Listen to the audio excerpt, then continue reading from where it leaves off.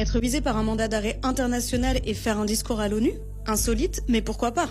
Netanyahou se fait une petite tournée américaine qu'il a inaugurée avec un discours historique aux Nations Unies. Pourquoi historique?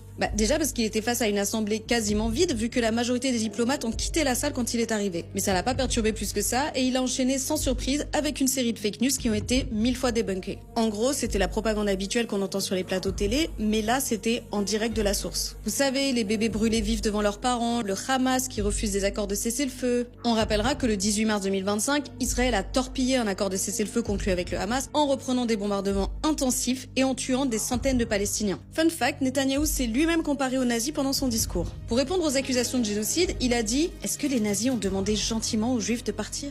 Ah oui, c'est vrai que jeter des tracts et envoyer des SMS avant de bombarder, c'est super gentil. D'ailleurs, c'est sûrement pour reconnaître officiellement cette gentillesse que la CIJ, une commission d'enquête indépendante de l'ONU, une association de chercheurs sur le génocide, des groupes de défense des droits humains, dont l'ONG israélienne B'Tselem et Amnesty International, ainsi que plusieurs pays, ont conclu qu'Israël a commis des actes génocidaires à Gaza. Il continue en disant « On mène une guerre pour vous libérer des barbares, et les dirigeants occidentaux qui nous critiquent sont faibles et hypocrites. » It's an indictment of weak-kneed leaders who appease evil rather than support a nation whose brave soldiers guard you from the barbarians at the gate. Et surtout, nous sommes les gentils dans l'histoire. On est quasiment une ONG. On nourrit les habitants de Gaza depuis le début.